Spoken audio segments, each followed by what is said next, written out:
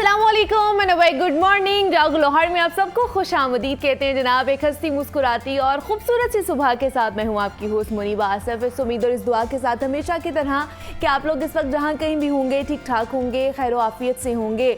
अपना तो आप लोग ख्याल रख ही रहे होंगे, लेकिन अपने साथ साथ अपने से मुंसलिक लोगों का भी हमें ख्याल रखना चाहिए और माहौल का भी हमें लाजमी ख्याल रखना चाहिए। तो क्योंकि जनाब हफ्ते का आगाज़ है, मंडे मोटिवेशन हम सबको चाहिए होती है, क्योंकि छुट्टी से जब हम वापस आते हैं ना तो दिल नहीं करता काम करने का और थोड़ी सी मोटिवेशन भी कम हुई भी होती है। लेकिन मंडे की मोटिवेशन के साथ हम आपकी खिदमत में हाजिर हैं और आज भी हम यही कोशिश करेंगे कि जो हमारे इर्द गिर्द के जो टॉपिक्स हैं, ये जो इश्यूज़ हैं ख़ास तौर पर, उन्हें हाईलाइट किया जाए अपने इस प्रोग्राम में। और आपको पता है ये 9 से 11 बजे तक का हमारा और आपका ये जो सफ़र है ये इसी तरह जारी रहने वाला है। और उम्मीद करते हैं कि आज भी जो टॉपिक्स पर हम डिस्कशन करेंगे उससे कोई ना कोई चीज़ आपको ज़रूर अंडरस्टैंडिंग होगी। लेकिन अभी जिस इशू के ऊपर मैं नज़र डालना चाहूँगी या आप लोगों का भी जो गौर फ़िक्र है उसकी तरफ लेकर जाना चाहूँगी कि आजकल मियाँ बीवी के दरमियान जो अंडरस्टैंडिंग है ना वो होना बहुत ज़्यादा ज़रूरी है। और ये आपकी एक तो ज़हनी और दूसरा है कि जिस्मानी सेहत के साथ साथ कामयाब शादी की भी ज़मानत है, क्योंकि अल्लाह ने इस रिश्ते की जो बुनियाद है ना वो मोहब्बत के खूबसूरत जज्बे से गूंद रखी है। और ये जो रिश्ता होता है ये एतबार और एतमाद की ज़मानत होता है। यानी अगर मियाँ बीवी के दरमियान ट्रस्ट का लेवल डेवलप है तो इसका असर आपके बच्चों पर भी पड़ेगा, आपके घर पर भी पड़ेगा। यानी इसका मुस्बत पहलू ये है कि उनकी जो तरबियत है ना वो भी बेहतरीन होती होगी, बच्चों की तरबियत।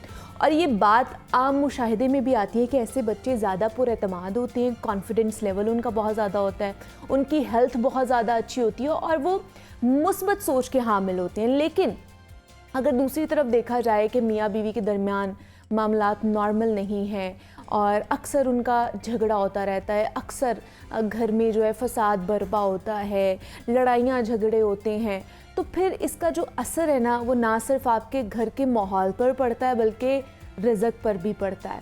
और जो मनफी रवैया है ना वो आपकी सारी एनर्जीज़ को डाइवर्ट कर देता है। इवन दो कि आपके घर का माहौल ख़राब होता है, साथ ही साथ आपके बच्चों की जो शख्सियत है ना वो भी मुतासिर हो रही होती है। हमारे यहाँ पे ये बड़ी कॉमन माइंडसेट है कि कोई बात नहीं, अगर बच्चा खेल रहा है हमारे घरों में तो वो तो नहीं ऑब्ज़र्व कर रहा होगा, हम लोग चाहे उसके सामने अब्यूज़ कर दें, उसके सामने चीखो पुकार कर दें, लड़ाई झगड़ा हो जाए, हमें तो ये लगता है कि बच्चा अपने खिलौनों के साथ खेल रहा है तो वो हमारी बातें नहीं सुन रहा होगा। बल्कि साइकोलॉजी ये कहती है कि जो 2 से 3 साल के बच्चे हैं या इससे ऑनवर्ड जो बच्चे होते हैं, जब उनकी जो शख्सियत बन रही होती है वो प्रोसेस होता है, उस एज में वो ज़्यादा ऑब्जर्वेंट होते हैं, वो ज़्यादा ऑब्ज़र्व कर रहे होते हैं, हर चीज़ को ज़्यादा ऑब्जर्व कर रहे होते हैं। तो ऐसे में उनके सामने जब आप चीखो पुकार करते हैं, अब्यूसिव बिहेवियर रखते हैं, एक दूसरे के ऊपर चिल्लाते हैं, लड़ाई झगड़ा करते हैं, मिसबिहेव करते हैं एक दूसरे के साथ, तो वो बच्चे की शख्सियत में कहीं ना कहीं ज़रूर आता है। बच्चा मेंटली भी डिस्टर्ब रहता है, जैसे जैसे वो ग्रो करता जाता है सेहत भी उसकी मुतासर रहती है और वो उस तरह उसकी शख्सियत निखर कर भी नहीं आती है। तो इसलिए कहा जाता है कि माँ बाप का, उनके प्यार मोहब्बत का, वो किस तरह एक दूसरे को ट्रीट कर रहे हैं, वो घर में किस तरह एक दूसरे के साथ रह रहे हैं, ये बहुत इसका असर पड़ता है बच्चों की शख्सियत के ऊपर, बच्चों के ऊपर। तो इसलिए हमें थोड़ी सी ये कोशिश करनी चाहिए, क्योंकि हम तो इसको मामूल की बात समझते हैं, बच्चों के सामने हर एक बात कर ली, लेकिन हमें ये नहीं करना चाहिए। आजकल साइकोलॉजी इसके ऊपर बहुत ज़्यादा बात भी कर रहे हैं और रिसर्चेस भी हो रही हैं कि बच्चों के बिहेवियर क्यों चेंज होते जा रहे हैं, क्यों बच्चे एग्रेसिव होते जा रहे हैं। आप ख़ुद भी अगर नोटिस करें तो हमारे बच्चे क्यों इतने ज़्यादा एग्रेसिव हो जाते हैं, क्यों इतना ज़्यादा झूठ बोलते हैं, बिकॉज़ हम लोग उनके सामने ये सारे अमल कर रहे होते हैं और फिर हम कहते हैं कि अच्छा ये बच्चा कहाँ से सीखता है। वो कहीं और से नहीं सीखता, वो कहीं बाहर से जाके नहीं सीख के आता, वो हमसे ही सीखता है, अपने बड़ों से सीखता है। जो उसके बड़े उसके पास बैठ के जो अमल कर रहे होते हैं, जो अमाल कर रहे होते हैं, जो चीज़ें कर रहे होते हैं, वो उन्हीं से सीखता है। और फिर हम कह देते हैं कि ये तो बाहर अपने दोस्तों से सीख के आया होगा या स्कूल जाता है तो वहाँ पर इसको किसी ने सिखाया होगा। बच्चा कहीं से नहीं सीखता, वो अपने घर से सीखता है। सबसे पहले वो अपने माँ बाप को देखता है कि जब वो झगड़ा होता है, वो अग्रेसिव होते हैं तो उसके अंदर एग्रेशन आना शुरू हो जाता है। जब उसके माँ बाप एक दूसरे से से झूठ बोल रहे होते हैं, या इवन दो कि बच्चे से ही जब आप झूठ बोलेंगे तो वो भी कहीं ना कहीं उसके जो है माइंड में बैठ जाएगा कि इट्स ओके, अगर मेरे माँ बाप ये मेरे बड़े झूठ बोल रहे हैं और तो मैं भी बोल लेता हूँ, it's not a bad thing. तो उनके दिमाग में फिर ये आ जाता है। तो इसलिए जब आप बच्चों की परवरिश कर रहे होते हैं ना, बहुत लाजमी है। आजकल के दौर में तो पेरेंटिंग इतना लाजमी सब्जेक्ट बन चुका है, ये इतना वास्ट आप कह लें कि पेरेंटिंग बहुत मुश्किल हो चुकी है कि बच्चे के आपको हर एतबार से बच्चे की परवरिश करनी है और बेहतरीन करनी है। तो उसके लिए थोड़ा सा एक्सप्लोर करना चाहिए अपने आप को, अपनी आदत को। करियर काउंसलिंग करवा ले। बहुत से लोग यहाँ पर बैठे हुए हैं और बहुत अच्छे अच्छे नाम हैं जो आपकी काउंसलिंग कर सकते हैं। पेरेंटिंग के हवाले से आपकी काउंसलिंग कर सकते हैं, बच्चों के हवाले से आपकी काउंसलिंग कर सकते हैं। इसमें कोई हर्ज नहीं है कि अगर आप पहली दफ़ा माँ बाप बने हैं, पेरेंट्स बने हैं और आपको नहीं पता कि हमें क्या करना है, हमें अपने बच्चों की किस तरह परवरिश करनी है, किस तरह तरबियत करनी है, तो आप किसी की हेल्प ले सकते हैं। अब वो पुराने दौर चले गए हैं कि पहले एक ही घर में कितने ज़्यादा लोग रहते थे और बच्चे खुद ही पल जाते थे, खुद ही बड़े हो जाते थे। लेकिन अब ऐसा दौर नहीं है। अब न्यूक्लियर फैमिली दौर आ चुका है, हर कोई अलग अलग रहना चाहता है, तो उसमें बहुत ज़्यादा मुश्किलात का सामना करना पड़ता है। तो आप किसी की हेल्प ले सकते हैं। जो काउंसलिंग करने वाले बैठे हुए हैं, आप उनसे जाके मदद लें, उनसे पूछें, वो आपको अच्छी तरह गाइड कर सकते हैं। तो ये आज का पैगाम था कि मियाँ बीवी अगर खुश रहेंगे तो एक तो उनका अपना रिश्ता मजबूत रहेगा, खुशगवार रहेगा, मोहब्बत से भरा हुआ रहेगा, और उनके साथ साथ उसका असर उनके माहौल पर, उनके घर पर, उनके बच्चों पर भी पड़ेगा। तो ये आज का पैगाम था। उम्मीद करती हूँ कि आज का पैगाम थोड़ा बहुत आपको समझ आया होगा कि आपने अपनी ज़िंदगी में क्या करना है।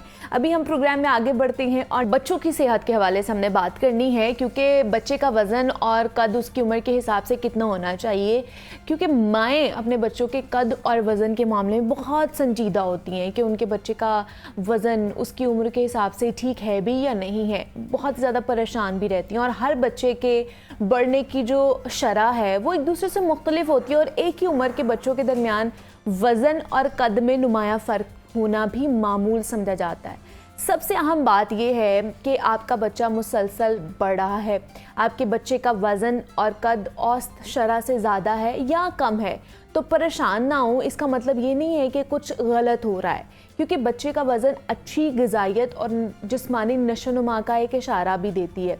इसलिए हर माँ बच्चों के औसत वज़न और कद के बारे में जानना आपके लिए मददगार भी साबित हो सकता है। तो बच्चों का कद और वज़न उनकी उम्र के हिसाब से कितना होना चाहिए, उनको किस तरह की डाइट हमें देनी चाहिए, और सबसे कॉमन मिस्टेक जो हमारी माएँ करती हैं कि जनाब बच्चों का कंपैरिजन करती हैं दूसरे बच्चों के साथ। इवन दो कि अगर उसके 3-4 बच्चे हैं ना, तो उनमें भी कंपैरिजन करती है कि एक बच्चा बड़ा हेल्दी है, दूसरा बच्चा जो है वो थोड़ा लीन है, इतना हेल्दी नहीं है, पता नहीं इसको क्या हो गया है, ये उस तरह का क्यों नहीं है। तो ये जो कंपैरिजन है, क्या ये हेल्दी कंपैरिजन है, ये करना भी चाहिए हमें या नहीं करना चाहिए?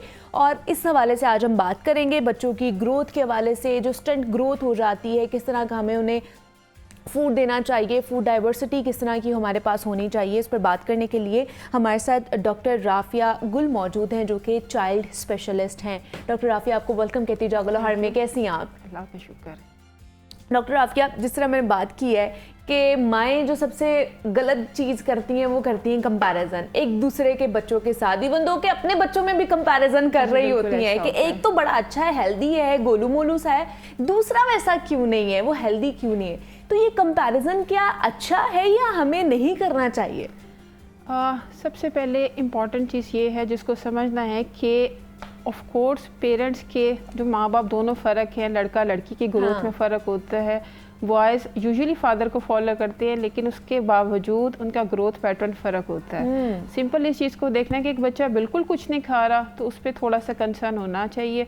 अदरवाइज़ कंबाइंड फैमिली सिस्टम में या आ जाते हैं नान और फिर आ जाती है ना भाभी तुम्हारे बच्चे कमज़ोर तो मेरे सेहतमंद, तो ये कंपैरिजन आ जाते, ये थोड़ा सा प्रॉब्लम देता है। ओके, ठीक है, क्योंकि सबके जीन्स फ़र्क है। ठीक है, तो जेनेटिक इफेक्ट तो होता है। फिर उसके बाद अगर आपकी फैमिली का ट्रेंड ऐसा है कि घर में एक ही तरह के खाने बनते जा रहे हैं, तो फिर उसका भी फ़र्क होता है कि जी आपका बच्चे को कुछ चीज़ें मिल रही है या नहीं मिल रही है।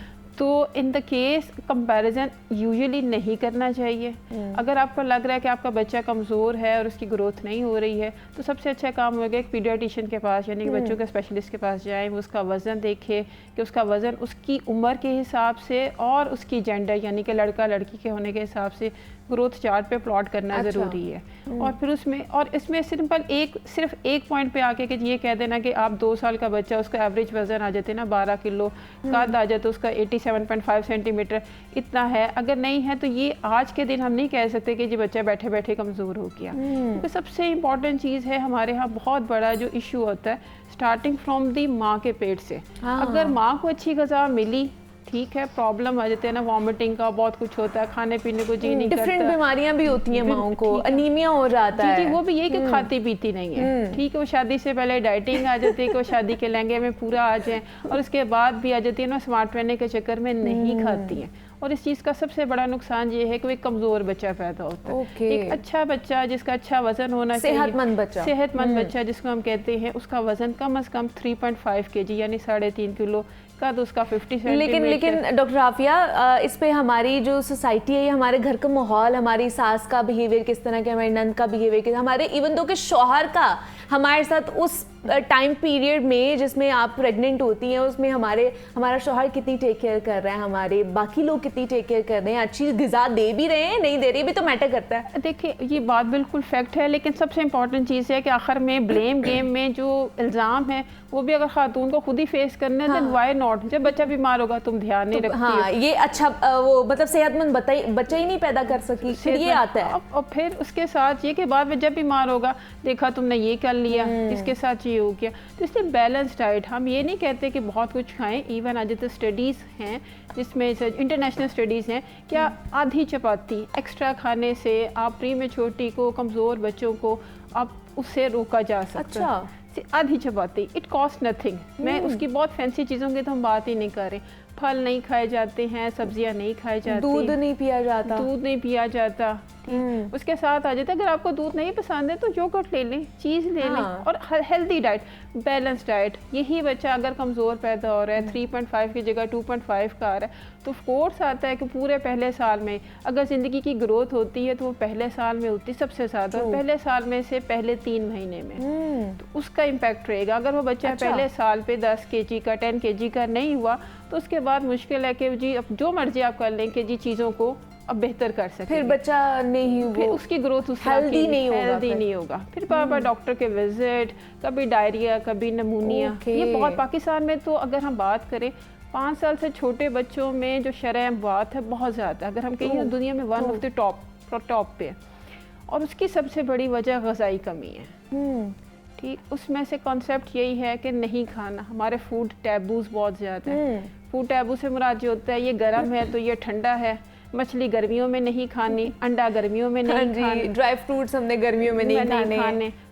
इस वजह से हमारी अगर दाल चावल है तो दोपहर रात दाल चावल खाए जाएंगे, साथ थोड़ी सी सब्जी या सलाद का जो कॉन्सेप्ट है वो नहीं है, उसको होना चाहिए। क्योंकि अगर माई प्लेट का मतलब ये है कि मेरी एक प्लेट के अंदर सब्जी, गोश्त, अंडा, मुर्गी, मछली, चावल होने चाहिए। 8 तरह के फूड ग्रुप्स हैं जो इंटरनेशनली रिकमेंड किए गए हैं by American Academy of Pediatrics and एस्पाकान। ये इंटरनेशनल गाइडलाइंस वो कहती हैं कि 8 में से 5 ग्रुप्स होने चाहिए। फल और सब्जियों को उन्होंने 2.5 ग्रुप्स दिए हैं, और उसमें से नहीं होते हैं। रेड मीट की जगह चिकन होता है, और आयरन का अच्छा सोर्स नहीं है। देखें हर पाकिस्तान में आ जाए, पाकिस्तान में देखा जाए तो हर आ जाती है ना 10 में से आ जाती है ना 7-8 बच्चों को आयरन डिफिशियंसी है। आयरन का सिरप जितना मर्जी दे दें वो आयरन को नहीं करेगा, वो डेफिशिएंसी जो है वो पूरी नहीं होगी, क्योंकि उस आयरन के साथ बाकी चीज़ें भी चाहिए। उसके साथ फॉलिक एसिड चाहिए, उसके साथ प्रोटीन्स चाहिए, उसके साथ सिट्रस। अच्छा चलिए डॉक्टर आफिया, एक बच्चा पैदा हो गया, मतलब माँ ने एहतियात नहीं की है प्रेगनेंसी के दौरान, अब बच्चा पैदा हो गया, अब अगर वो स्टंट ग्रोथ उसकी हो गई है, वो नहीं वज़न बढ़ा, उसका कद भी नहीं बढ़ा, माँ बड़ी परेशान है, अच्छी ग़िज़ा भी दे रही है, तो फिर उसको क्या करना चाहिए? फिर किस तरह मॉडिफाई करे, ग़िज़ा को चेंज करे, क्या करे? देखिए अगर हम बच्चे की ग्रोथ रिटार्डेशन की बात करें कि एक बच्चा फॉर एग्जांपल 2.5 kg का पैदा हुआ और उसके बाद उसको माँ का दूध मिलना चाहिए, माँ की Okay. ग़िज़ा अच्छी होनी चाहिए। ठीक है। इसके बाद कम से कम आ जाती है ना 6 माह तक, WHO भी यही कहती है कि जी उसको माँ का दूध एक्सक्लूसिवली 100%, जो कि पाकिस्तान में वो मुश्किल 30% है कि जो माएँ एक्सक्लूसिव यानी मुकम्मल बच्चों तौर को पर दूध पिलाती हैं। अपना True, फीड true, करवाती true. हैं। जब खिलाने पिलाने की बात हो उसमें फूड डाइवर्सिटी होनी चाहिए, हर तरह की चीज़ें उसमें शामिल होनी चाहिए। ये नहीं आप कहेंगे कि जी गाय का दूध पतला करके चीनी डाल के दे देंगे तो बच्चा सेहतमंद होगा, नहीं। तो उसमें खिलाने पिलाने की चीज़ें, ये नहीं कि आप मार्केट के मेड सीरियल्स लेंगे, एक महंगा डब्बा लेंगे तो हाँ। ग्रोथ होगी। वही रोटी बोटी मुर्गी अंडा मछली चावल खाने से ही अच्छा, साथ बच्चा बेहतर होगा। हमारे यहाँ पे तो नहीं खिलाते हैं। 6 महीने तक तो बच्चे को कहते हैं सिर्फ दूध पे आपने रखना है, आपने कोई सॉलिड या कोई सेमी सॉलिड चीज भी नहीं खिलानी है, प्यूरी बना के भी नहीं खिलानी। 6 मंथ्स के बाद ये शुरू करना है। अनटिल अनलेस वो बच्चे जो डब्बा दूध के ऊपर हैं उनमें जल्दी दे देने का कंसेप्ट आ जाती है। जो गाइडलाइंस है अस्पताल गाइडलाइन वो रिकमेंड करती हैं कि आप दे सकते हैं। जब बच्चा आ जाते हैं ना गर्दन संभालना और थोड़ा बहुत सहारे के साथ बैठना शुरू हो जाए, ताकि उसकी ग़िज़ाई कमी को, पाकिस्तान जैसे मुल्क में जिसमें चीज़ें मौजूद हैं लेकिन आइडिया नहीं है, हाँ। माएँ हम माओं को कहती हैं कि जी आप गोभी खिलाते, डॉक्टर साहब गोभी कौन खिलाता है? हाँ। ब्रोकली की बात करें तो वो खिला देते हैं, वो खिला देगी। अच्छा, वो थोड़ी महंगी है इसलिए कि वो जी यूट्यूब पे चल रही है, रेसिपी चल रही है, उसमें जी ब्रोकली है, ब्रोकली खिला दें, और हाँ। उसमें एवोकाडो है। टू माय सरप्राइज मैंने देखना शुरू किया कि माएँ क्या क्या खिलाती हैं। ठीक, हम फॉलो किया यूट्यूब पे जो थे हमारे आ जाती है ना USA UK में या मुख्तलिफ आ जाते हैं ना चैनल जिन्होंने बनाए हुए हैं एज के हिसाब से डाइट में। वो कहते हैं जी पम्पकिन बिस्किट। हमने कहा जी अपनी माओ को जी आप हलवा कद्दू खिलाएं। डॉक्टर साहब हलवा कद्दू कौन खिलाता है बच्चों को? जुकीनी है, वो उनके जुकीनी बिस्किट और पाइस और हर चीज़ में डाली हुई। किसी से कहें माँ से तोरी खिलाएं, वो नहीं खिलाएगी। ठीक है, तो ये हमारे यहाँ बड़ा आपके पास चीज़ मौजूद है, ठीक है, महंगी भी नहीं है, but you don't have an idea कि आपने उसको किस तरह यूज में लेकर आना है। आइडिया नहीं है कि जी ये खानी चाहिए। ठीक, मतलब सारी चीजें खिलानी चाहिए बच्चों को। 6 महीने के बाद के बच्चे को सेमी सॉलिड से करके प्यूरी सी बना के खिलानी चाहिए। 6 माह के बच्चे को क्योंकि तीत नहीं होते हैं तो प्यूरी और लंपी चीज़ दानेदार जिसे ग्रैनुलर कहते हैं वो चीज़ नहीं होनी चाहिए। ओके, 7 to 8 मंथ्स में आप सारी चीज़ों को इंट्रोड्यूस करते जाएं। इवन लेटेस्ट गाइडलाइंस हमें ये रिकमेंड करती हैं कि जो पहले कंसेप्ट था कि जिस साल से छोटे बच्चे को एग आपने नहीं देना, रेड मीट यानी बीफ मटन आ जाते आपने नहीं देना, वो उनका कंसेप्ट है कि जो उसको भी लेके आए क्योंकि आपकी कौम न्यूट्रिएंट डेफिशिएंसी है। बच्चों में मैलन्यूट्रिशन बहुत ज़्यादा है क्योंकि ग़िज़ा का कंसेप्ट तो है लेकिन ग़िज़ाइयत का नहीं है कि जी रोटी तो खा ली लेकिन उसके साथ डाइवर्सिटी थोड़ी बहुत होनी चाहिए। दाल बन रही है तो ये नहीं कि ढेर सारा गोश्त, एक बूटी आप गोश्त की डाल दें तो उसकी नेचर चेंज हो जाती है। दाल के साथ थोड़ा दही ले ले, उसकी सलाहियत जिस्म में जज़ब होने की बेहतर हो जाती है। तो इन चीज़ों को भी समझना ज़रूरी है कि हमने अपने बच्चों को, क्योंकि यही बच्चे हैं जिन्होंने, अगर आप पाकिस्तान ऑस्ट्रेलिया का मैच देख ले, उनके खिलाड़ी लंबे लंबे हमारे आ जाते हैं ना, उनके कंधों तक नहीं पहुँचते ना, वो हिट कर सकते और मैच हार के आ जाते। हमें अफसोस होता लेकिन ये वही हैं जिनके आ जाती है ना, जिनकी ग़िज़ाइयत की कमी थी, उनके ऊपर ख्याल नहीं रखा गया, उनकी जो है परवरिश करते हुए उनकी नशोनुमा का, जिस्मानी नशोनुमा का। अच्छा, ये तो चले 6 महीने से ऊपर के बच्चे हो गए, जो 2 साल के 3 साल के, जब वहाँ पर जाके जब उनकी ग्रोथ रुक जाती है तो उसकी क्या वजह होती है? कौन कौन सी ऐसी डेफिशिएंसीज हैं जिसकी वजह से उनकी ग्रोथ रुक जाती है? वेट भी नहीं बढ़ता है वो, और हाइट भी नहीं बढ़ रही होती है। 4 से 5 साल के बच्चे भी उतने ही हमें नज़र आ रहे होते हैं। एक चीज़ जिसको हमें अंडरस्टैंड करना है कि बच्चे की ग्रोथ रोज़ ब रोज़ एक पहाड़ी वाला काम नहीं होता है। ये स्टेप्स में होता है। ओके, आपको लगेगा कि आपने 3 महीने 6 महीने पहले जो कपड़े खरीदे थे बच्चे के वो छोटे नहीं हुए। अमूमन माएँ ऐसे ही आते, डॉक्टर साहब कपड़े छोटे नहीं हुए क्योंकि वो बहुत रेगुलर चेकअप वगैरह या वेट का नहीं होता।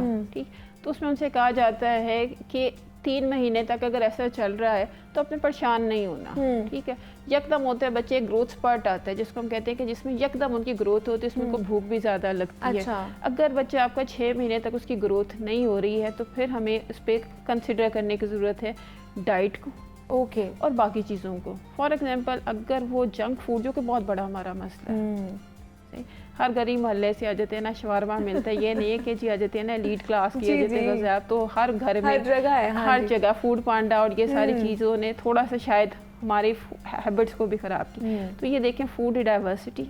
ठीक, फिर उसके बाद ये देखना है कि कोई बच्चा बीमार तो नहीं रह रहा मुसलसल, उसको बार बार डायरिया नमूनिया तो नहीं हो रहे, क्योंकि 5 साल से छोटे बच्चों में रिकरेंट इन्फेक्शन जिसमें डायरिया और नमूनिया और ग़िज़ाई कमी के साथ मेल न्यूट्रिशन, ये बहुत बड़ी वजूहात हैं जो उसकी ग्रोथ नहीं होने देती। हार्मोनल कॉजेज़ जिसमें हमारे पास ग्रोथ हार्मोन की कमी या और बाकी मसले मसाइल, वो डाउन द लिस्ट ये बहुत नीचे या पीछे आते हैं। ग़िज़ा सबसे बड़ी वजह है, ग़िज़ाई कमी का होना, और इसमें से कि माओं का कंसेप्ट होता है कि जी सिर्फ दूध नाश्ता नहीं होता, ये चाय दे दी फीडर में डाल के, फीडर में जाके 5-6 साल के बच्चे भी ना वो लगता है कि फीडर स्कूल लेके जाते होंगे। बिल्कुल तो ये बहुत बड़ा ना हमारे यहाँ एक इशू है। और उसके चाय दे दी, उसके बाद बेवरेजेस, कोला ड्रिंक्स हम लोग दे देते हैं बहुत ज़्यादा। ये तो बहुत अच्छा है गवर्नमेंट ने जो बैन किया है विद इन द स्कूल्स के अंदर, ये मैं कहूँगी ये बहुत अच्छा ये बड़ा अच्छा जिसने भी लिया स्टेप उसने बहुत अच्छा किया, क्योंकि ये जितना भी है ये इससे आपको जैसे एजिटेशन ज़्यादा होती है, बच्चों का बिहेवियर बहुत अजीब होता है। तो साल से छोटे बच्चों को तो जैसे चीनी बिल्कुल नहीं देनी, तो बड़ों को भी चीनी, ये तो हमारा है ना मीठा मीठा खाना है, मीठा नहीं होना चाहिए। एक्स्ट्रा मीठा एक्स्ट्रा नमक आ जाते हैं ना, बच्चों को नुकसान देता है। तो उसमें से हमारे पास खाने पीने में डाइवर्सिटी को देखते हुए और उनकी जो आदतें हैं, जैसे आपने सॉलिड शुरू की हैं तब से बनाना शुरू करें, क्योंकि माओं का अक्सर इशू यही होता है, डॉक्टर साहब स्कूल जाता है नाश्ता नहीं करता, स्कूल में लंच वापस आ जाता है, खेलता रहता है, स्कूल परफॉर्मेंस पुअर है, तो उसमें से जो मल्टीपल आ जाती हैं। आप देखते हैं लोग इसके बारे में एडवोकेट भी करती हैं कि न्यूट्रिएंट्स जिसमें आयरन, फॉलिक एसिड, कैल्शियम सारा कुछ, इसके साथ साथ प्रोटीन्स ज़रूरी हैं, फैट्स ज़रूरी हैं। जो ये कंसेप्ट है पहले शायद आ जाते ना, जो लोग देसी घी का कहते थे कि जी आप कहते हो वो देसी घी नहीं, लेकिन शायद फैट का एक अच्छा सोर्स था। देसी घी, घर में मक्खन बन रहा होता था, वो बच्चे खा रहे होते थे। जी बिल्कुल आ जाते। देसी मुर्गियां पकड़ी होती थी, दूध दही का इस्तेमाल हो रहा होता था, और बच्चे माशाल्लाह वो वाले बच्चे भी हेल्दी हैं। वो बच्चे भी हेल्दी हैं। एक और चीज़ है जिसको मैं शायद हाईलाइट करना पसंद करूँ, हमारा जब कोरोना आया तो लॉकडाउन ने बहुत काम को, हमारे जो बच्चे हैं ना उनको बहुत मुतासिर किया रिगार्डिंग ग्रोथ। उसमें इशू ये था कि जी घर में और मोबाइल और फिज़िकल एक्टिविटी बहुत ज़्यादा ज़रूरी है। कम होगी ना हमारी फिज़िकल एक्टिविटी, एक तो बाहर आ जाती है ना, जो भी एनवायरनमेंट बना और फिर आ जाता है जो कोरोना की वजह से घरों में मोबाइल और मीडिया, उसने काम थोड़ा सा ख़राब ज़्यादा किया। तो दोबारा से फ़िज़िकल एक्टिविटीज़ होनी चाहिए, स्कूल्स में प्रमोट होनी चाहिए, कॉलेजेस में प्रमोट होने चाहिए। अच्छा, सिर्फ ये नहीं कि आपने आ जाए कि आप तो वीडियो गेम्स उसके साथ आ जाती है, ये चीज़ बहुत इफेक्ट करती है। जी बिल्कुल ऐसे ही बच्चों की ब्रेन डेवलपमेंट को बहुत ज़्यादा करती है। जिस्मानी नशोनुमा तो रुकती है, आपकी ब्रेन डेवलपमेंट बहुत ज़्यादा मुतासर होती है जब आप फिजिकल एक्टिविटी नहीं करते, और हर टाइम जो बच्चे हैं वो मोबाइल पकड़ के और उसके ऊपर वीडियो गेम्स देख रहे हैं, उनके बिहेवियरल इश्यूज होना शुरू हो जाते हैं। जिस्मानी नशोनुमा तो एक अलग है, वो उनके आप देखें वो अग्रेसिव होना शुरू हो जाते हैं, बाकी उनका बिहेवियर कितना चेंज होना शुरू हो जाता है। अच्छा, जिस तरह डॉक्टर राफिया आपने बात की कि एक तो स्कूल जा रहे हैं बच्चे, हमारी माओं का ये है कि सुबह इतना टाइम नहीं है उनका, हम अच्छे तरीके से लंच बॉक्स बनाएं, तो जो रेडी टू ईट चीज़ें होती हैं हमारे फ्रीजर्स में पड़ी हुई होती हैं, फ़ौरन से उन्हें हम लोगों ने फ्राई किया और वो बच्चों को जो लंच बॉक्स में दे दिया। ये चीज़ें साथ में हम लोग फ्रेश जूसेस का इस्तेमाल नहीं करते, बच्चों को भी नहीं देते हैं, डब्बा पैक जूस उनके बैग में रख दिया कि आप वहाँ पे जाके लंच टाइम में खा लेना। ये भी चीज़ें उनकी जो नशोनुमा में मुतासर उनको कर रही हैं। हम जूसी से ज़्यादा अच्छे एप्पल है, और an apple a day keeps doctor away तो उसका एडवांटेज कम से कम ले लें। फ्रूट्स को प्रमोट करना चाहिए, क्योंकि उनका ख़राब होने का भी खतरा नहीं कि स्कूल में है, गर्मी है, ब्रेक में ख़राब ना होता हो, तो गो फॉर द फ्रूट्स। बहुत हमारा आ जाती है ना, हम इतना फल होता है शायद बाहर भेज देते हैं, एक्सपोर्ट कर देते हैं ना, खुद खाते हैं ना हमारे बच्चे खाते हैं, तो फ्रूट्स आ जाती है ना, इसको वेजिटेबल्स को प्रमोट करना चाहिए। अच्छा। और जो घर में आ जाते हैं ना, मार्केट के शायद बने हुए नगेट्स और ये कबाब, उनसे ज़्यादा बेहतर होगा कि होममेड होने चाहिए, जिसमें माँ को पता है मैंने क्या क्या कुछ डाला हुआ है, और उसमें अच्छी चीज़ें डालें। जो बच्चे नहीं खा रहे उनको ग्राउंड करें अच्छी वाला, जितना जैसे शामी कबाब पहले माँ में घर में बना के रखती होती थी, मछली को मसाला घर में लगा होता था, जब बच्चे ने कुछ ना कहा तो ये चीज़ दी जाती थी, ना कि आप आ जाते हैं ना फ्राइड, क्योंकि जो ऑयल फ्राइड आ जाती है ना, ये बर्गर और ये सारा कुछ, ये ऑयल ये इनके लिए डैमेजिंग है। हेल्दी डाइट ग्रोथ के लिए बहुत ज़रूरी है। हमारी माएँ आती है, डॉक्टर साहब बच्चे के बाल गिरते हैं, हालांकि बच्चों के बाल नहीं गिरते। अच्छा, तो बच्चों के बाल अगर गिर रहे हैं तो इसका मतलब क्या है कि आप उनके को खाने पीने की चीज़ें ही नहीं दे रही। डॉक्टर साहब स्कूल में सबक याद नहीं होता, इसी के साथ कॉन्स्टिपेशन, कब्ज़ के मसले के साथ बहुत सी माएँ आती है कि डॉक्टर साहब इसके ये मसले चल रहे हैं। उसमें क्या इशू आ रहा है? Again diet. हमने डाइट को समझना है, डाइट पे फोकस करना है ताकि बच्चे अच्छे होंगे तो अच्छे आ जाते हैं ना, परफॉर्मेंस होगी। ट्रू, और एक्टिव रहेंगे तभी तो वो एक्टिव रहेंगे कि उनके इनर से अगर वो इंटरनली अगर वो सेहतमंद होंगे। एक तो बाहर से हमें लगता है ना कि बच्चे बड़ा गोलू मोलू सा है और बड़ा सेहतमंद होगा, ऐसा नहीं होता। वो इंटरनली कितने सेहतमंद है वो हमें देखना चाहिए। अच्छा, दूसरा जिस तरह मैंने बात की कि हमारे नट्स जो हैं, हम लोग कहते हैं सर्दियाँ आएंगी तो हम नट्स का इस्तेमाल तब करेंगे। बच्चों को कौन सी एज से हमें नट्स दे देने चाहिए और कौन कौन से हम नट्स उन्हें ड्राई फ्रूट्स दे सकते हैं? Nuts maximum bye 1 year introduce हो जाने चाहिए। अच्छा। उससे पहले अगर देना चाहें जैसे आलमंड्स वगैरह भिगो के, लेकिन उसमें से अगर दांत नहीं है तो वो च्यू नहीं कर पाएगा। ठीक है, तो इसी तरह तो इसके लिए बेहतर होता है कि आप जैसे घरों में बन रहा होता है बादाम वाला दूध बन रहा है, तो आप उसको फिल्टर कर लें। मलमल के पुराने कपड़ा जो हो जाता है वो रखा होता है, घरों में होता है, सही, उसके साथ सीव के साथ आ जाते हैं, उसको कर लें ताकि वो देना चाहे तो दे सकती हैं। ठीक है, आइडली, लेकिन आफ्टर 1 ईयर। और स्पेशली वो जिनको फूड एलर्जीज का है वो अपने डॉक्टर के मशवरे के साथ, हर बच्चे को नहीं। उसमें आलमंड सेफ रहते हैं, लेकिन नट्स आएंगे, हमारे जो पीनट्स है जाते हैं, हमारे पास वॉलनट आ जाती है, उसमें स्पेसिफिक आपने ध्यान करना है कि वो चीज़ नहीं होनी चाहिए। वो अपने डॉक्टर के मशवरे के साथ। Same is the case too with आपका जो फिश है एंड सी फूड्स। ओके, ये इसमें भी ये स्पेसिफिक है कि जो कंडीशन स्पेसिफिक जिसमें एलर्जीज का सस्पिशन है कि जिसको एलर्जी की तरफ है, थोड़ा आ जाती है ना मौसम तब्दील होने पे, थोड़ा सा उसको डॉक्टर ने कहा हुआ है कि ये एलर्जी की तरफ रुझान है इसका, ये फैमिली हिस्ट्री है दमा की, एलर्जीज की, तो उसमें थोड़ा सा कॉशियस होना है, अदरवाइज वो दे सकते हैं। उसके अलावा वो दे सकते हैं। अच्छा, क्या बच्चों को रोज़ाना अंडा खिला देना चाहिए? एग डेली ना सही तो alternate to every 3rd day, क्योंकि फिर डाइवर्सिटी नहीं आएगी। माए फिर रोज़ अंडा पराठा अंडा पराठा, इसलिए रिकमेंड करते हैं कि आप थोड़ी सी डाइवर्सिटी लाने की कोशिश करें। अदरवाइज एज पर 3 साल के बाद डेली एग लिया जा सकता है। अच्छा, ठीक है, मतलब डेली लिया जा सकता है, उसका कोई प्रॉब्लम नहीं है। लेकिन अगर डेली भी ले रहे हैं देन हम उन्हें बाकी प्रोटीन के सोर्सेज भी दे रहे हैं तो फिर क्या प्रॉब्लम हो सकती है? सॉरी, मतलब अगर हम उन्हें डेली अंडा भी दे रहे हैं और बाकी प्रोटीन के सोर्सेज भी हैं, जैसे हम उन्हें फिर चीज़ भी दे रहे हैं, हम उन्हें बाकी अगर ब्रॉयलर भी खिला रहे हैं, अगर वो उसका भी एक बहुत बड़ा सोर्स है वो भी खिला रहे हैं, तो ये बहुत ज़्यादा ओवरडोज नहीं हो जाएगी बच्चे के लिए? माई प्लेट का कॉन्सेप्ट ये है कि हमारे पास जो मेन 3 मैक्रो न्यूट्रिएंट्स हैं जो कि कार्बोहाइड्रेट्स, प्रोटीन्स और फैट्स, प्रोटीन का जो पोर्शन है वो अप्रॉक्सीमेटली 20%। जो एनिमल सोर्स ऑफ प्रोटीन है ये 20% मैक्सिमम है, 15 to 20%। अगर बच्चा अदरवाइज हेल्दी है और कोई इसको खुदा ना खास्ता कोई हेल्थ इशू रिगार्डिंग किडनी का नहीं है, उस केस में हमें थोड़ा स्पेसिफिक होना पड़ता है। इसमें आप जो एनिमल सोर्स है प्रोटीन का वो एक अच्छा सोर्स है। जो वेजिटेबल सोर्स है जैसे दालें हमारी पल्सेस हैं वो अच्छा सोर्स नहीं है, उनको भी हम अच्छा सोर्स बना सकते हैं अगर उसमें से रेड मीट का 1 से 2 बोटियां, ज़्यादा नहीं। देखिए हम बात करते हैं एक एवरेज फैमिली की, जिनके पास आ जाते हैं, उन्होंने सोचना समझना है कि हमने बच्चों को अच्छा भी रखना है, ठीक है, और जो अपने बजट का भी बजट का तो बहुत ज़्यादा ख्याल रखना है, ठीक। तो उसमें हमें इस चीज़ का एडवांटेज हम ले सकते हैं कि उस प्रोटीन की वैल्यू को बेहतर कर सकते हैं। और थ्रू आपके फोरम में ये भी कहूँगी कि जी इसमें सिर्फ 2 दाना की दालें मिक्स करके बना लें। जैसे पहले बहुत शौक फैशन में था जी 4 दालें 2 दालें दाल चाय ये चीज़ें बनती थी, क्योंकि 2 डिफरेंट आ जाती ना बायोलॉजिकल वैल्यू की। जब हम दालों को मिक्स करेंगे उनकी बायोलॉजिकल वैल्यू बेहतर हो जाती है। अच्छा, दूसरा एंड पे लास्ट पे फौरन से इसका मैं डॉक्टर राफे जवाब लेना चाहूँगी, जो सप्लीमेंट्स हम बच्चों को देते हैं क्या वो दे देने चाहिए या फिर जो हमारी डाइटरी हैबिट्स है उसको बेहतर करके वो उसका ऑल्टरनेट हो सकते हैं? विटामिन डी के अलावा बाकियों को अवॉइड करना चाहिए, क्योंकि गाय का दूध या खुला दूध उसमें विटामिन डी एडिड नहीं होता। हमारे यहाँ फिश ऑयल का इस्तेमाल भी नहीं होता, कॉड फिश भी नहीं है, तो ये चीज़ें हैं। अदरवाइज बाकी सप्लीमेंट्स उनका नुकसान भी हो सकता है। इवन विटामिन डी भी डॉक्टर के मशवरे के साथ, मतलब अगर डॉक्टर से मशवरा आप कर लें तो वो ज़्यादा बेहतर होता है। आपको वो ग्रोथ चार्ट बना के दे सकते हैं, आपको वो सप्लीमेंट्स के बारे में बता सकते हैं कि आपको क्या क्या अपने बच्चों को देना चाहिए। डॉक्टर राफिया गुल चाइल्ड स्पेशलिस्ट हमारे साथ मौजूद थी। डॉक्टर राफिया बहुत शुक्रिया आपके वक्त का कि आप यहाँ पर आई और बच्चों की हाइट वेट के हवाले से हम बात कर रहे थे कि उनकी एज के लिहाज से कितना होना चाहिए और क्या डाइटरी मोडिफिकेशन उन्होंने करनी है। यहाँ पे एक छोटी सी ब्रेक लेते हैं, मिलते हैं इस ब्रेक के बाद।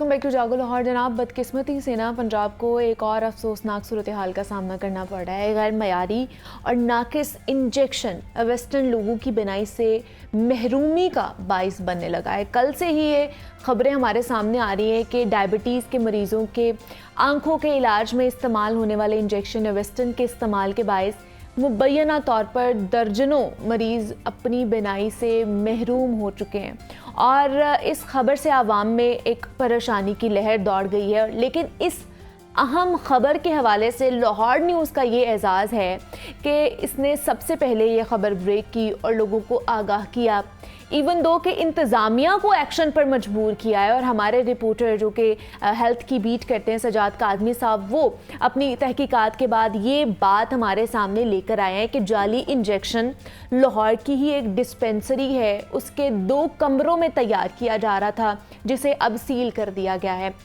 तो आप अंदाज़ा करें कि सिर्फ 2 कमरों में तैयार किए जाने वाला जो इंजेक्शन है उसके हवाले से इंतज़ामिया कितनी बेखबर थी और ये किस तरह मार्केट में धड़ाधड़ सप्लाई होता जा रहा है, बिकता जा रहा था। मानते हैं कि जनाब इतना बड़ा सूबा है, इतना बड़ा शहर है, इसमें इतनी हैवी चेकिंग करना या चेक एंड बैलेंस रखना इंतहाई मुश्किल टास्क है, मुश्किल काम भी है। लेकिन फिर भी इस पर यही कहूँगी कि बर वक्त इक़दामात अगर कर लिए होते तो हम ऐसे हादसात से बच सकते हैं। लेकिन बड़ी बदकिस्मती है कि हम हमेशा हादसात के बाद ही होश के नाखून लेते हैं और 2 से 4 लोगों को सस्पेंड कर देते हैं और बस जनाब ये गया और वो गया और बस ऐलानात किए जाते हैं और उसके बाद वो चीज़ें, वो इशू ठप होकर रह जाता है।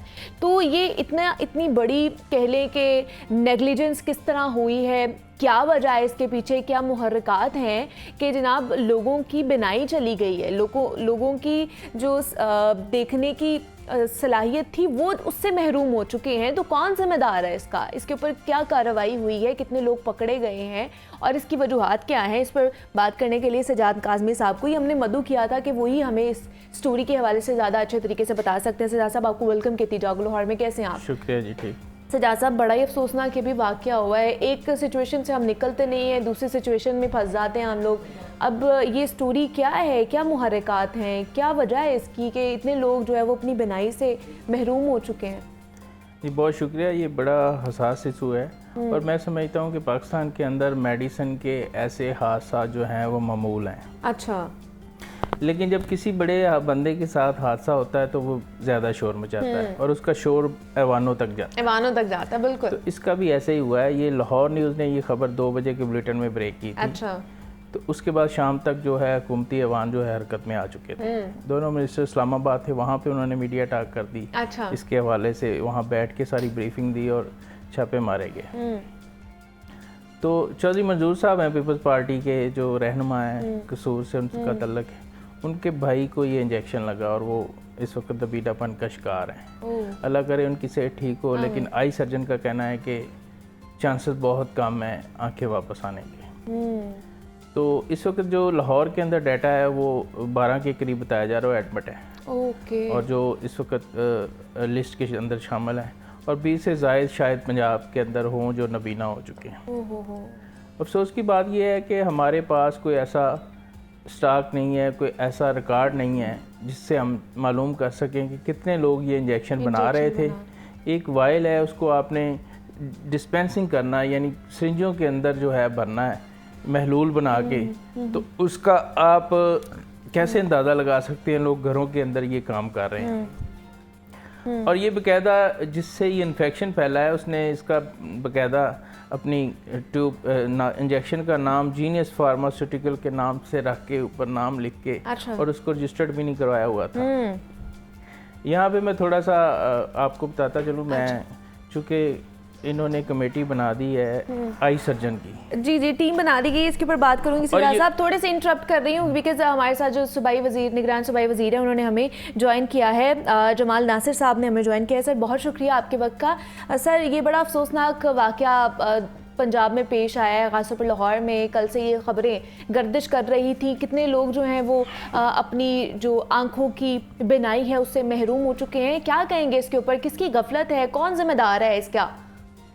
देखिए, इसमें गफलत और जिम्मेदारी तो आप ये कह सकते हैं कि बिन हैसुल कौम सबकी बनती है। अब ये किसी एक को छोड़ देना कि कोई एक को खास जिम्मेदार करार देना वो भी बड़ी ज्यादती होगी। लेकिन जैसे ही हमने कल ये सारा मामला शुरू हुआ तो एकदम एक्शन दिया और ये सारा कुछ विद इन 24 आवर्स हमने इसमें सारा बहुत तेजी दिखाई। आप देखें ना कि हमने तमाम जगह से स्टॉक को उठवा लिया, जहाँ स्टोर थे वहां उसको सील कर दिया और पाबंदी लगवा दी उस लॉट के ऊपर। फिलहाल जब तक उसकी रिपोर्ट नहीं आ जाती ड्रग टेस्टिंग के लिए भी भेज दिया हमने, और साथ ही पाबंदी लगा दी है जब तक हमारी इंक्वायरी रिपोर्ट जिसमें 3 आई स्पेशलिस्ट, एक डायरेक्टर जनरल जो है वो drug regulatory authority plus professor Aslam की निगरानी में हमने जो वो बनाई है कमेटी, वो अपना काम कर रही है। इंशाल्लाह विद इन 3 डेज, एक दिन तो गुजर गया है, तो उस पर भी रिपोर्ट आ जाएगी। आज हमने उस पर भी छापा मारा है जहाँ पे ये टीके डिस्ट्रीब्यूट होते थे।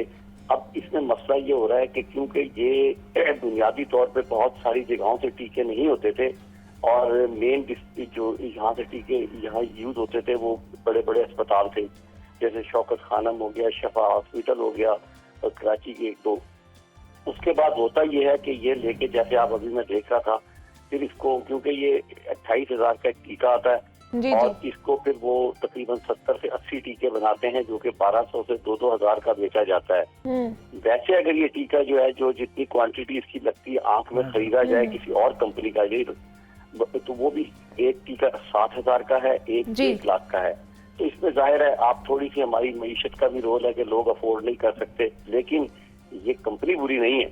अगर मैं ये कहूँ कि कंपनी तो बड़ी दुनिया की मानी हुई कंपनी है, लेकिन अभी तक या तो ये वजह हुई है कि जिसने डिस्ट्रीब्यूशन की है उसने उसको फिल करते हुए प्रॉपरली उसको जो है स्टरलाइज कंडीशन नहीं की, या जो मेरी समझ आती है सबसे ज्यादा अभी तक वो ये कि ट्रांसपोर्टेशन की प्रॉब्लम है कि एक टीका जो लाहौर से खरीदा ले जाता है जब वो मुल्तान में लेके जाते हैं तो ये टीका खोलने के बाद 6 घंटे के अंदर अंदर लगाना होता है। अगर 6 घंटे के बाद लगाएंगे इस टीके को तो इसका जो है इन्फेक्शन का चांस या कोई और रिएक्शन का चांस बहुत बढ़ जाता है। तो अच्छा। इसलिए ये ट्रांसपोर्टेशन भी हो सकती है और लॉट में भी इट्सल्फ, क्योंकि ये एक जगह नहीं हुआ, ये 5-6 शहरों से केस रिपोर्ट हुए। लेकिन अब हम ये देख रहे हैं, जो हमने देखा है कि 2-3 डिस्ट्रीब्यूटर इन्वॉल्व थे, 2-3 बंदे इन्वॉल्व थे। मुल्तान में एक अनवर नाम का बंदा था, जौहर में हाफिज बिलाल और नबी। जी जी sir sorry to interrupt you, हमारे साथ सजाद काजमी साहब भी मौजूद हैं, नुमाइंदा लाहौर न्यूज़ हैं, वो भी आपसे कुछ सवाल करना चाहते हैं। जी सजाद जरूर साहब। करें। अस्सलाम वालेकुम जमाल नासिर साहब। वालेकुम अस्सलाम जनाब सजाद साहब। क्या हाल है सर, ठीक हैं? अल्लाह का शुक्र, दुआ सर कीजिए। हमने ही लाहौर न्यूज़ ने ये 2 बजे उस दिन खबर ब्रेक की थी दोपहर को, जी जी तो इसके अंदर मैं आपको बताना चाहता हूँ, एक तो लाहौर न्यूज़ 12 बजे ये खबर ब्रेक कर रहा है कि इन्फेक्शन कहाँ से फैली। अपनी ठीक है। तहकीकात के मुताबिक उसमें आपकी टीमों को मदद मिलेगी। अच्छा। दूसरा ये आपको वाज़ह होगा कि इसके असल जिम्मेदार को कभी सज़ा नहीं मिली क्योंकि वो बड़ी मछलियाँ होती हैं। इसके ठीक है। असल जिम्मेदारान डॉक्टर साहब प्रोफेसर हैं जो उस बंदे का नंबर देते थे, पेशेंट को इंजेक्शन लिख के देते थे, और उनके इल्म में होना चाहिए कि ये कंपनी रजिस्टर्ड है या नहीं है। क्योंकि जब आपने डिस्पेंसिंग करनी है, आप भी डॉक्टर हैं, लेबॉर्टरियों का भी एक्सपीरियंस रखते हैं, तो उसके लिए आपको ड्रैप या मुतलका अथॉरिटी की इजाज़त लेनी पड़ती है। जब प्रोफेसर ने अपने अपने बंदों को, वेंडर को रखा हुआ है उस इंजेक्शन की डिस्पेंसिंग करने के लिए, तो आप उन प्रोफेसर जिनकी आपने कमेटी बनाई है, ये तमाम प्रोफेसर जो है वो इंजेक्शन लिख के देते थे। अच्छा। तो अब आप बताएं कि जिम्मेदारान को सज़ा कैसे मिलेगी? देखिए, पहली बात तो ये है कि ये बात आपकी बिल्कुल वजह है कि जो ये इंजेक्शन है ना, पहली बात है कि ये रजिस्टर्ड है, ये कंपनी रजिस्टर्ड है। हाँ, ये जो गलत काम हो रहा है ना वो अपने तौर पे किया हुआ है। अब हम उसमें ये देख रहे हैं कि जो ये टीके को डिवाइड करके देते हैं असूली तौर पे, तो ये वाली बात है कि ये जो बाहर बेचना जो है ना ये गैर कानूनी काम है। कुछ जगहों को इजाजत दी हुई थी और इस पे खाली ये इन्वेस्टिगेशन नहीं कर रहे। मैंने तो पहले भी कहा था कि हम ये इन्वेस्टिगेट कर रहे हैं कि आपकी बात दुरुस्त है कि वो प्रोफेसर जिन्होंने इनसे लिए थे उनको भी चेक किया जा रहा है और जिसने ये काम शुरू किया था उसको भी हम इस पे चेक कर रहे हैं। हम यानी कि ये पूरी चेन को पकड़ने की जरूरत है। मैंने तो आपको पहले ही कहा था जब आपने मेरी स्टेटमेंट शुरू की थी कि मिन हैसुल कौम, इसमें हम सब जिम्मेदार हैं, मैं भी जिम्मेदार हूँ। मैं अपने आप को क्यों बरी जमा करार दूं, मैं अपने डिपार्टमेंट को क्यों दूं? इसीलिए हमने तमाम जो हमारे ड्रग इंस्पेक्टर जो उन जिनके इलाकों में ये काम हो रहा था उनको सस्पेंड भी कर दिया, ड्रग इंस्पेक्टर को उनको इंक्वायरी का हुक्म भी दे दिया, और हम इसको छोड़ेंगे नहीं, हम आगे जा रहे हैं। ये जो तहकीकाती टीम है वो सारे चेक करेगी, और यही वजह है कि हमने आने वाले दिनों में फैसला किया है। पंजाब हुकूमत ने कल वजीर आला की ज़ेर सदारत हमारा इजलास हुआ कि आज के बाद हम कोशिश करेंगे कि हुकूमत अपने तौर पर तमाम बड़े शहरों में एक तो इस टीके की सप्लाई को यकीनी बनाए, अपने ज़ेर निगरानी बनाए, और जहां से ये टीका इशू हो उसका सर्टिफिकेट। डॉक्टर साहब सीधा सा फार्मूला है कि पंजाब के अंदर आपने इन लोगों का अगर पता लगाना है कि कौन घर में डिस्पेंसिंग कर रहा है इस इंजेक्शन की, कंपनी तो रजिस्टर्ड थी, जब आपने डिस्पेंसिंग करनी है तो उस एरिया को भी आपने रजिस्टर्ड करवाना है जो नहीं था।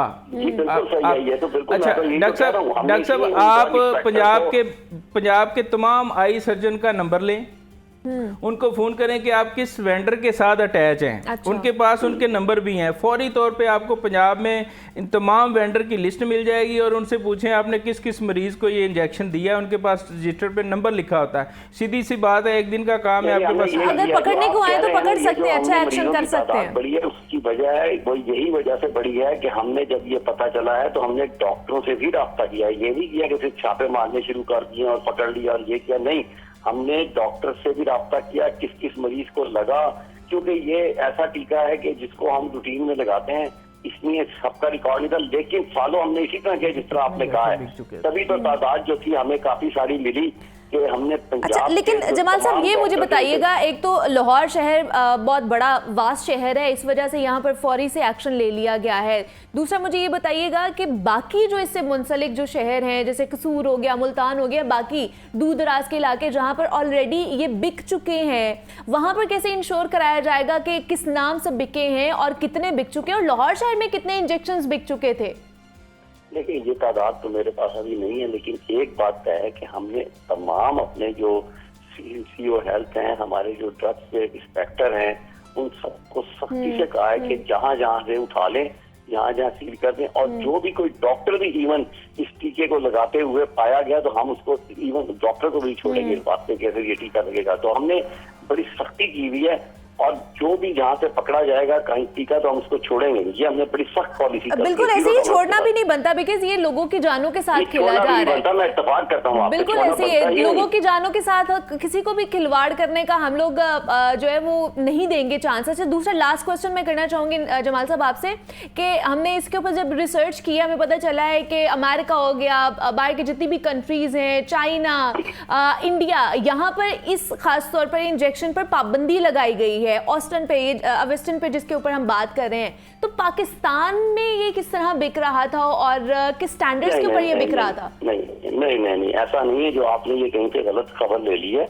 ये टीका बुनियादी तौर पे सर ये रिसर्च की गई इंटरनेशनल मीडिया के ऊपर, ये सर्कुलेट भी हो रही है। अच्छा जमाल साहब मैं आपको बताता हूँ, उन्होंने क्वेश्चन थोड़ा सा आपको ऐसा कर दिया है। रोज कंपनी रजिस्टर्ड है, इंजेक्शन ब्लैक लिस्ट नहीं है।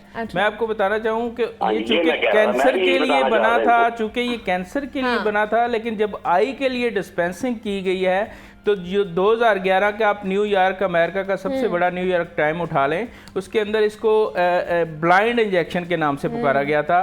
और इंडियन टाइम आप पढ़ लें, दुनिया का सबसे बड़ा आबादी वाला मुल्क बनने वाला है, उसका आप रिसर्च पढ़ लें, उस पर भी 2016 के अंदर आर्टिकल लिखे गए थे कि इसको आंख के लिए बहुत ज़्यादा खतरनाक करार दिया गया है। इसीलिए तो मैं कह रहा हूँ कि इसकी डिस्पेंसिंग के लिए मैं आपकी बात से इत्तेफाक नहीं करता। उसकी वजह यह है कि 2011 क्या, ये 2015 से उससे पहले भी ये टीका चल रहा है।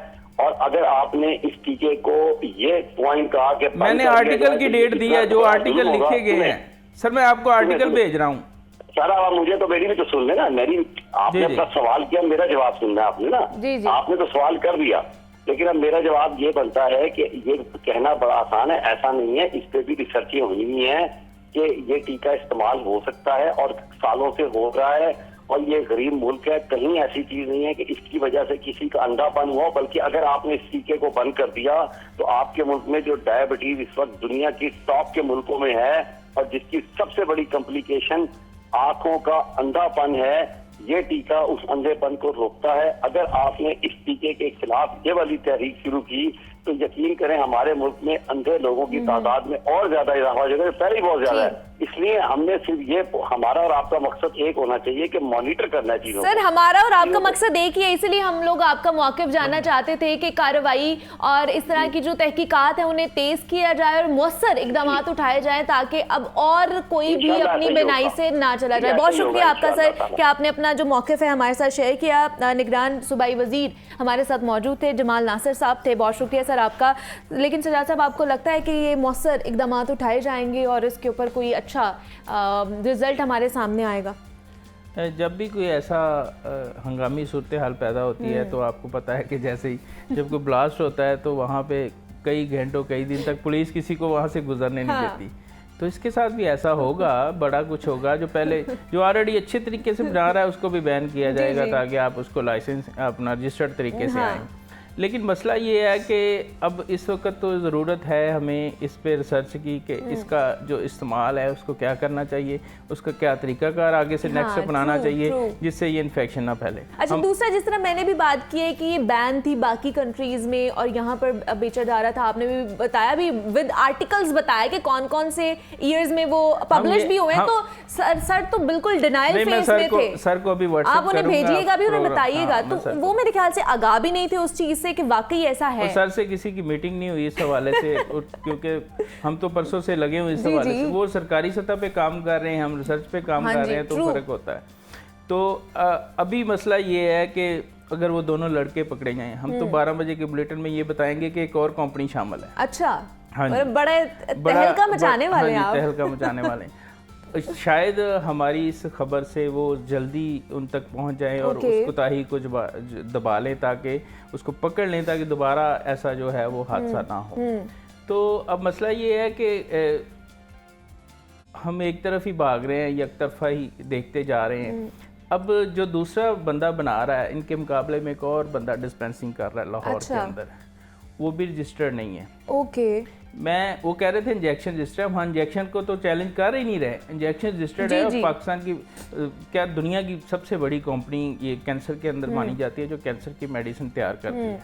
अब मसला है कि जब उसको आप बाहर निकाल लेंगे तो तब उसकी आप क्या गारंटी देते हैं कि वो आपको आप स्टीलाइज एरिया के अंदर उसको इस्तेमाल कर रहे हैं और अच्छे तरीके से उसको बाहर निकाल के यूज़ करा रहे हैं। जैसे बार बार गवर्नमेंट की तरफ से ये कहा जाता है कि हमने स्टॉक वापस मंगा लिया। मैं यहाँ पे वजाहत करता चलूँ कि इसका कोई स्टॉक नहीं होता। अच्छा, इसका फ़ोन पे जब ऑर्डर दिया जाता है उसी वक्त ये तैयार होता है और 6 घंटे के अंदर आपने पेशेंट को डिलीवर करना है ये इंजेक्शन। ओके, अगर आप 6 घंटे में पेशेंट को डिलीवर नहीं करते तो इसके फिर वही साइड इफ़ेक्ट हैं जो ये अब हो रहे हैं। तो इसलिए वो सीधा वाइंडर जो है वो सर्जन के पास ऑपरेशन थिएटर के अंदर ये इंजेक्शन, मतलब इस तरह की चीजों को तो फ्रिज के अंदर रखा होता है ना कि वो खराब ना हो। सैटरडे को ये इसकी बुकिंग कराता है तो मंडे को मैंने 8 बजे ऑपरेशन करना है तो मंडे को 8 से 8:30 या 15-10 मिनट पहले वाइंडर वहाँ पे वो इंजेक्शन लेके पहुँच जाता है। इसका ये तरीकाकार है। ये नहीं कि आपने उनको तैयार करके उन्होंने फ्रिज में रखे हुए हैं और वो थोक पे दिए जा रहे हैं। ऐसा मसला नहीं है, इसको फौरी तौर पे तैयार करना होता है। और वाइल फिर ये लोग क्यों कह रहे हैं कि हमने स्टॉक मंगवा लिया, हमने स्टॉक मंगवा लिया? ये मिनिस्टर साहब हैं, उनसे बहस तो नहीं बनती है। स्टॉक अब पता नहीं किसको कहते हैं, मेरी तो समझ से बाला तार है। एक तरफ ये खुद भी कह रहे हैं कि 6 घंटे में उसको यूज़ करना है, मिनिस्टर साहब ने खुद कहा है। और बार बार ये कहा जा रहा है, सर्जन की तरफ से भी कहा जा रहा है कि वो स्टॉक नहीं, ये इसको हम ये स्पेसिफिक लोगों को जो है वो लगता है। अच्छा, ठीक है। तो जब ये खास लोगों को लगता है और बहुत कम बिकता है ये इंजेक्शन, ये नहीं कि धड़ाधड़ ये क्योंकि महंगा है ना, ये इसलिए हर कोई अफोर्ड नहीं कर सकता। ये जो बीमारी है जिस पे ये लगता है तो ये बहुत रियर बीमारी है। जी, जी। और ये ज्यादातर चांस ये है कि ये शुगर के पेशेंट को होती है, तो इस वजह से ये सारा होता है। अब वो लड़के पकड़े जाएंगे, जब वो नवीद और बिलाल जो लड़के हैं वो पकड़े जाएंगे। अब मैं दूसरे बंदे का नाम नहीं लेता, ये इनको चाहिए शायद इन्होंने उसको भी बंद कर दिया हो या नहीं, अभी तक ये खबर नहीं आई कि इन्होंने उसको भी बंद किया या नहीं। लेकिन वो मैंने रिसर्च किया, वो अच्छे तरीके से बना रहा है। अच्छा, उसके पास जो मशीनरी है जो वो यूज़ कर रहा है, अपना इक्विपमेंट, वो इनके पास नहीं थे। अब मसला ये है कि वो लड़के भागे हुए हैं, कोई ऐसा इन्होंने तरीकाकार बनाया, ये उनकी तरफ नहीं जा रहे। अगर ये फौरी उनको ले लें या उनको रिक्वेस्ट कर लें कि आप आ जाएं, हम कुछ करते हैं, तो वो इनको बता देंगे कि हमने गलती कहाँ पे की है। सही, ठीक है। बजाय पाकिस्तान के अंदर आप रिसर्च करने के उनसे डायरेक्टली पूछ लें कि यार भाई आप बताएं कि आपके नज़दीक कहाँ पे गलती हुई है। वो कहेंगे सर इस तरह नहीं, ऐसे किया हमने, आप पहले ऐसे करते थे, इस दफ़ा ऐसे हो गया। सीधी सी बात है, उस पर आप काम शुरू कर देंगे। आपका क्योंकि ये टाइम पहले ये चीजें तो पहले भी चल रही थी, लेकिन ऑब्वियसली अब कोई गलती कोताही बरती गई है जिसकी वजह से ये इन्फेक्शन फैला है, जिसकी वजह से जो बनाई लोगों की चली गई है, तो वो अपने माँ बाप हमने के साथ निकाला राब्ते में होंगे, अपने बिल्कुल बहन अपने भाइयों, घर वालों के बेगम साथ वो बच्चों के होंगे। साथ ट्रू, वो राब्ते में आप होंगे। उनके फोन ट्रेस आप कर उन्हें सकते हैं। रिक्वेस्ट करें कि उनसे ये बात पूछ दें, हाँ। अगर उन्होंने नहीं आना, वो True। खौफजदा हैं। तो इस तरह बहुत सारी, लेकिन इस वक्त जो रिसर्च हो रही है वो यही हो रही है कि वेंडर को ढूंढा जाए ठीक और है। इसका क्या किया जाए। अब कमेटी क्या करती है, कमेटी यही करेगी कि पंजाब भर के वेंडर, मैंने एक बड़ा चले। अच्छा सा तरीका बताया कि जो डॉक्टर- प्रोफेसर है, एक लिस्ट तो उनके पास है, वो 5 प्रोफेसर उसमें शामिल हैं। उन लोगों को ट्रैक कर लें, ट्रेस कर लें। मेरे ख्याल से आप लोगों को जिम्मेदारान आई पकड़े सर्जन को जाएंगे। कहें फौरी हाँ। अपनी लिस्ट भेजें, वो जो है आपको वो भेज दें। आप वहां तक पहुंच जाएंगे। लेकिन ये है कि थोड़ा इतना ट्रिकी भी नहीं है, लेकिन करने वाले तो कर लेते हैं। हमारे साथ सजाद काज़मी साहब मौजूद है। काज़मी साहब, बहुत शुक्रिया आपके वक्त का कि आप यहाँ पर आए। और जनाब 12 बजे के बुलेटिन में काज़मी साहब एक और तहलका मचाने वाले हैं, इस हवाले से अपडेट करने वाले हैं कि इसमें और एक कंपनी जो है वो भी शामिल है, वो भी इस हवाले से काम कर रही है। तो वो भी आप लोगों ने देखना नहीं भूलना है। यहाँ पे एक छोटी सी ब्रेक लेते हैं और मिलते हैं इस ब्रेक के बाद।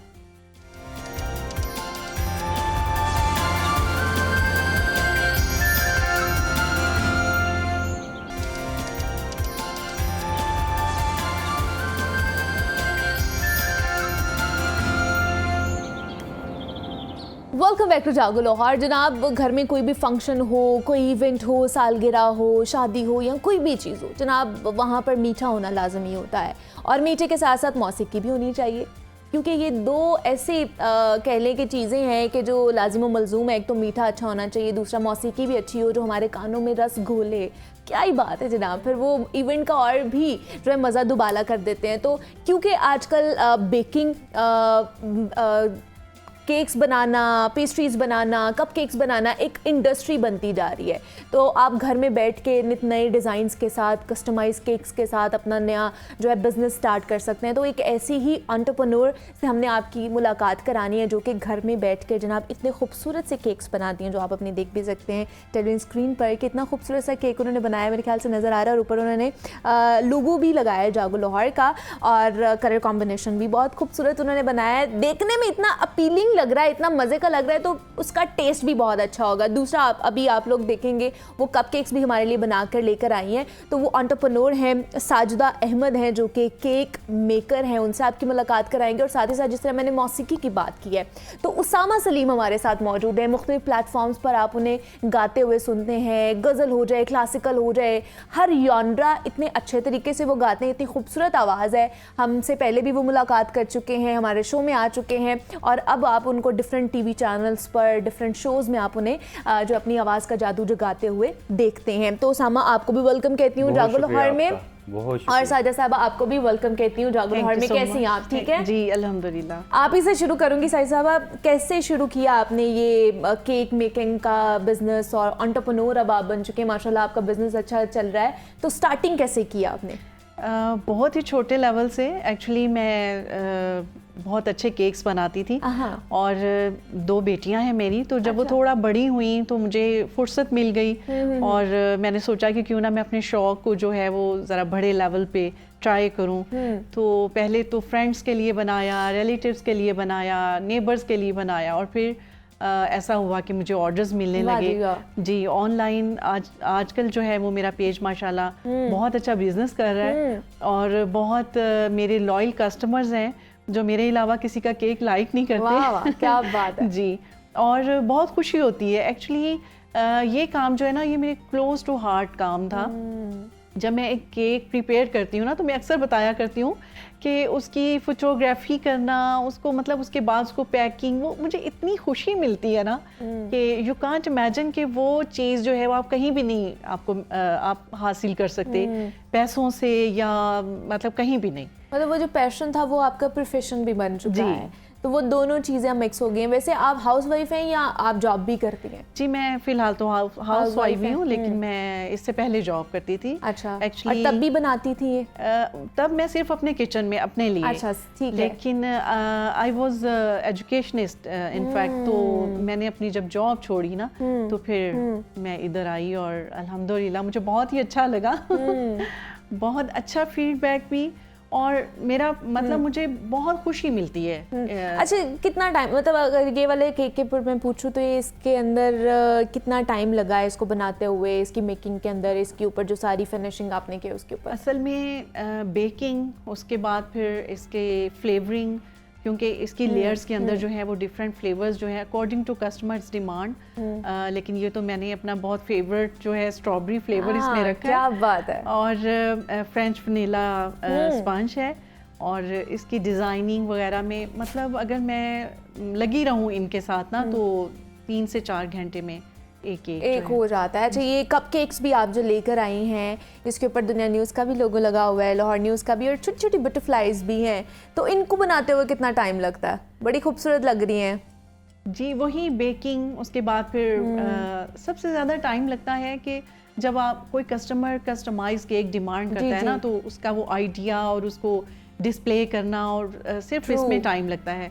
जब एक बार आइडिया आपका माइंडसेट बन जाता है ना कि आपने ये करना है, तो फिर ज़्यादा टाइम नहीं लगता, फिर मतलब काम शुरू हो जाता है। काम शुरू हो जाता है, बिल्कुल ऐसे ही है। अच्छा उसामा, आप भी मीठे के शौकीन हैं? जी बिल्कुल, मीठे के साथ मीठी मौसीकी भी हो, तो मैं समझता हूँ कि क्या बात है। और खाते हैं केक्स वगैरह और कप केक्स वगैरह खाते हैं? बिल्कुल बिल्कुल, कप केक ज्यादा शौकीन। हाँ जी, क्योंकि आजकल ज्यादा उसका ट्रेंड है, और बल्कि ये केक सामने पड़ा हुआ है तो दिल कर रहा है कि बस दिल कर रहा है खा ले, शो के बाद खा के जाना। फिर आप लोग, आपको भी मौसीकी का है थोड़ा बहुत कि नहीं? बिल्कुल, क्योंकि ये काइंड ऑफ आर्ट, तो चूंकि हम लोग आर्टिस्ट ही, एक आर्टिस्ट हो या म्यूजिक आर्टिस्ट हो। बिल्कुल बिल्कुल, मैं आपकी बात को सेकंड करूंगा। कोई भी आर्ट है, यानी कि ये भी एक आर्ट है, इसमें रिदम ना हो तो मैं समझता हूँ कि कोई भी चीज वो उस तरह पाया तक, मील तक नहीं। बिल्कुल ऐसे ही, ऑब्वियसली इसमें कलर्स यूज किए जाते हैं, बाकी चीजें यूज की जाती हैं, तो उसमें भी एक कह लें कि एक ताल मिलती है, एक रिदम होता है जिसके साथ आप सारी चीजें कर रहे होते हैं। तो उसामा, आजकल कोई नए ट्रैक के ऊपर कोई वर्किंग जारी है, कुछ कर रहे हैं? शरीफ का महीना है, तो हम एक नात के ऊपर काम कर रहे हैं। तो इंशाल्लाह ताला इस सीजन के अंदर जो है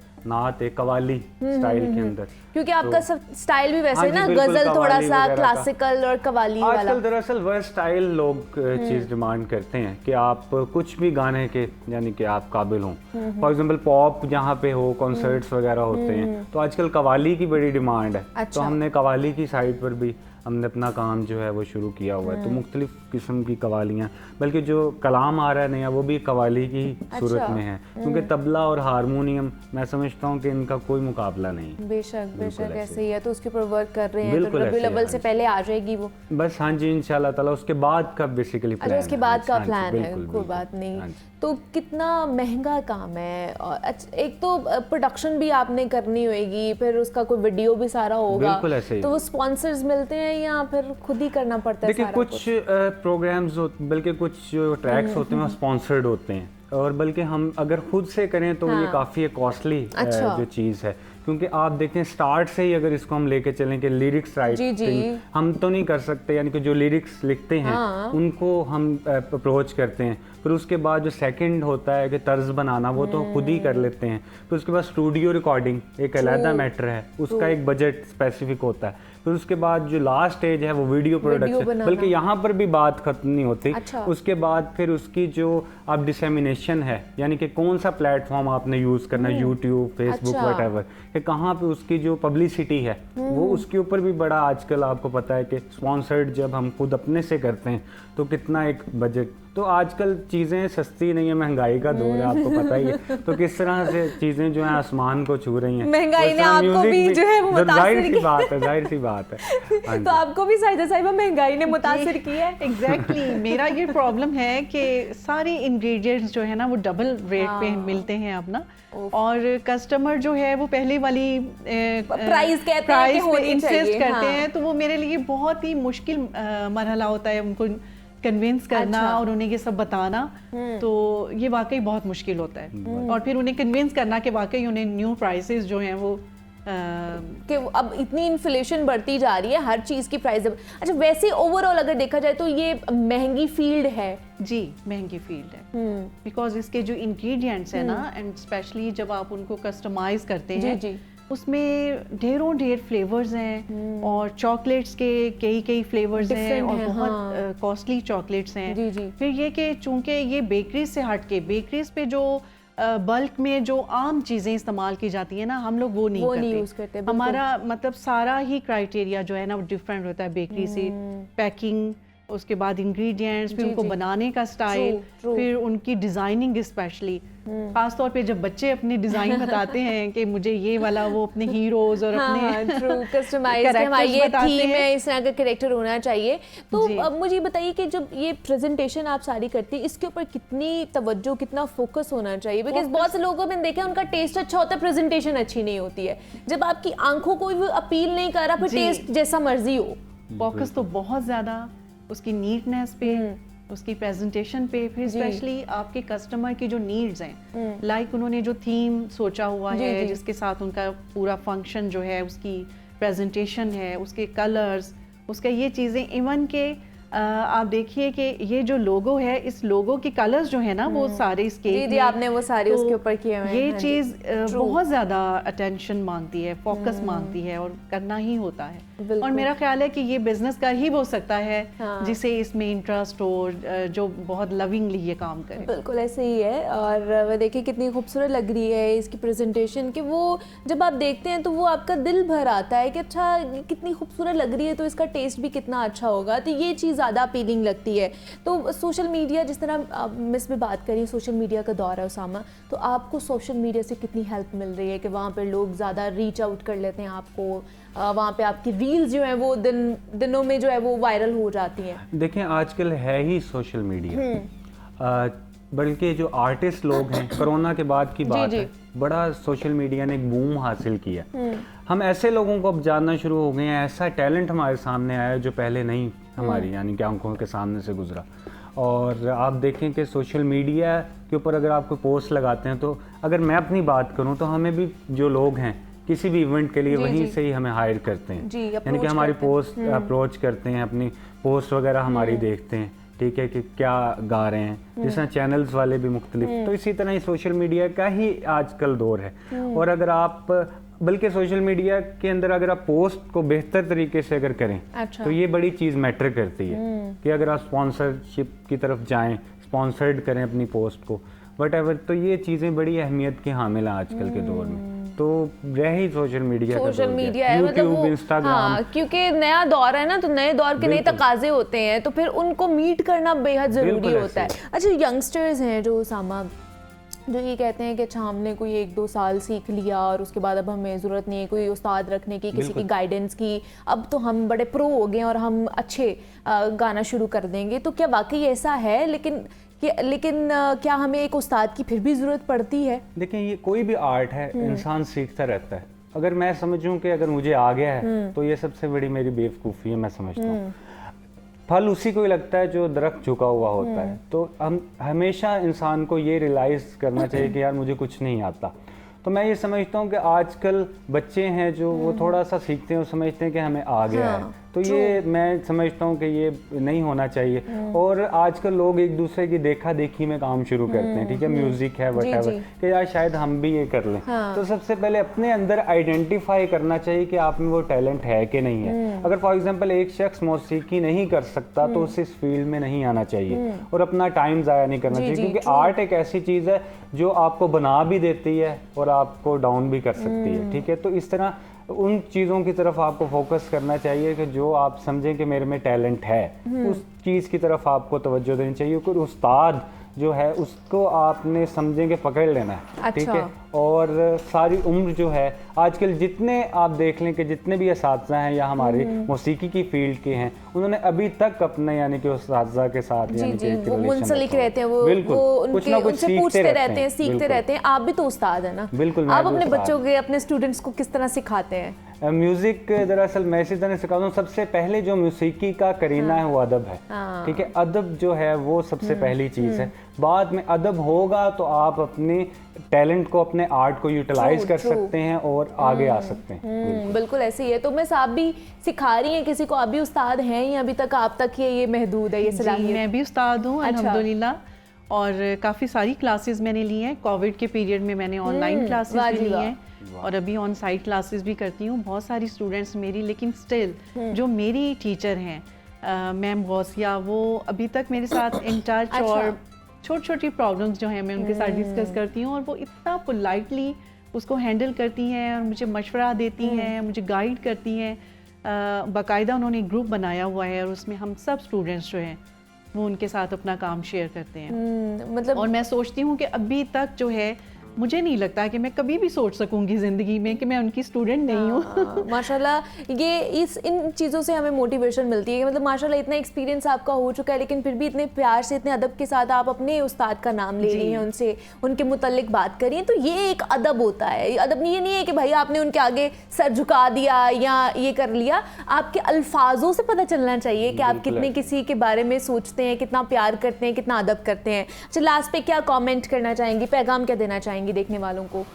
यही कि ख़वातीन, एक ट्रेंड था आज से कुछ बरस पहले, आप कह लीजिए कोई 10-15 बरस पहले, कि हम लोग फारिग बैठ के बस नेबर्स के साथ, हमसाई के साथ चुगलियां कर लिया जी, चुगलियां लेट मी से कि फ्लां सही, फ्लां क्या कर रहा है, फ्लां क्या कर रहा है, वहाँ क्या चल रहा है। तो आई थिंक ये जो एंटरप्रेन्योरशिप है ये एक बहुत ही अच्छा स्टेप है, ये ट्रेंड में है।